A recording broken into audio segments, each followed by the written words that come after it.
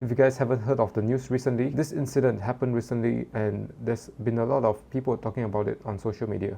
A Muslim woman has filed a discrimination charge after she received a Starbucks beverage with ISIS written on the cup. On 1st of June, Aishah was at St. Paul Midway Target in Minnesota when she ordered a drink from the Starbucks inside. According to the 19-year-old who wears a hijab, she gave a name to the barista, only to have a cup returned with ISIS written on the side. An incident, she said, made her feel humiliated. And if you guys have never been to a Starbucks or don't know how Starbucks work, when you go to a Starbucks, you have to give your name and they will write down your name on the cup. And when your order is done, they will call out your name and give you the drink. So instead of receiving a cup with her name Aishah on it, she received a cup with the name ISIS on it. When I first received the drink, I was in shock that in a day and age something like this could be written. And the manager subsequently defended the staff member, responding, "What's the issue? People get their names wrong all the time." I would say there's a small chance that the employee might have misheard her. Just a tiny small chance. But having ISIS written on a Muslim woman cup, it is really hard to say that this is an accident. But this being an accident or not, I would say the manager's response was really bad.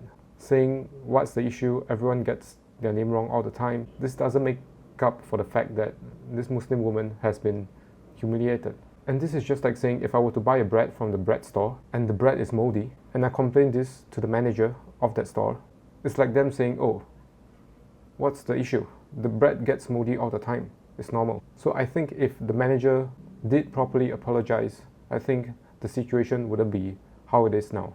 Another reason why I want to make this video, other than to shed some light on this current situation, it is also to take this chance to let people know that they shouldn't judge a book by its cover. ISIS doesn't represent Muslim. In order to judge Islam, the religion, they shouldn't judge it based on people's behavior. They should judge it based on the source, which is the Quran, instead of people who claim to be Muslims just because they might have Muslim names, just because they say they are Muslims. That doesn't make them Muslims if they don't follow the teachings of the Quran. And this is not just me saying that, right?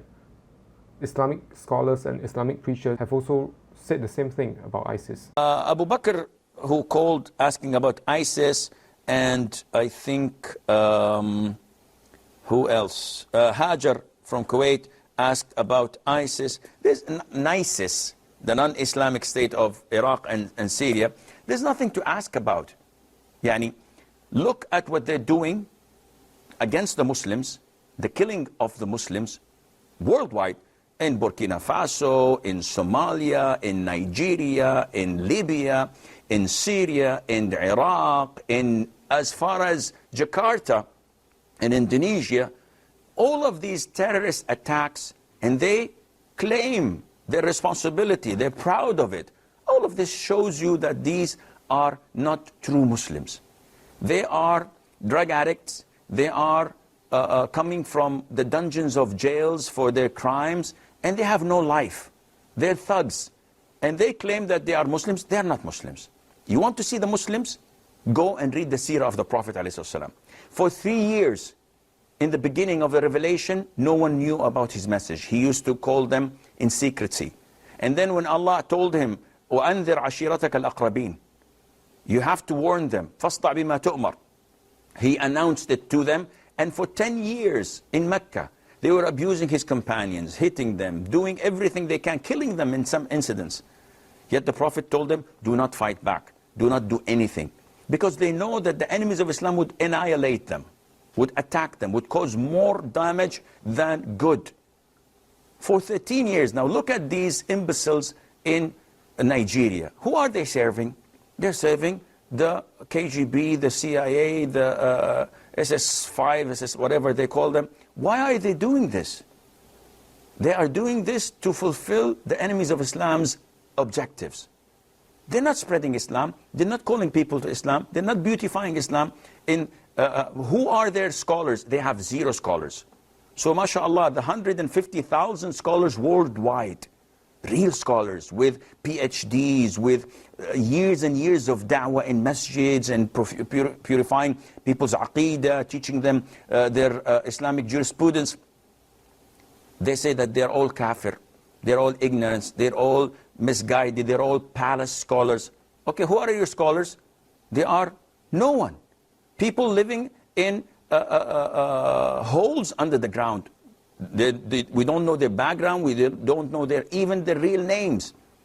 So definitely ISIS, this non-Islamic state, is working for Western intelligence agencies only to defame and tarnish the reputation of Islam. They have nothing to do with Islam. They have nothing to do with the Prophet ﷺ, who warned us from them. And he told us in black and white, look, read your books of Seerah, read your books of Sunnah. He said that they are the hounds of hellfire. They kill the people of Islam, they blow up masjids, they blow up residential areas, they blow up cafes, restaurants, hotels, anything where Muslims are, they blow them up. And they leave the idol worshippers. So the disbelievers who are the enemies of Islam, the real enemies of Islam, who attack the Muslims, there's no harm to them. This is what ISIS is. Thank you so much for watching this video. I hope to see you in my next video, inshallah. I hope that all of you have a nice day. Jazakallahu khairan. Assalamualaikum wa rahmatullahi wa barakatuh. Bye-bye.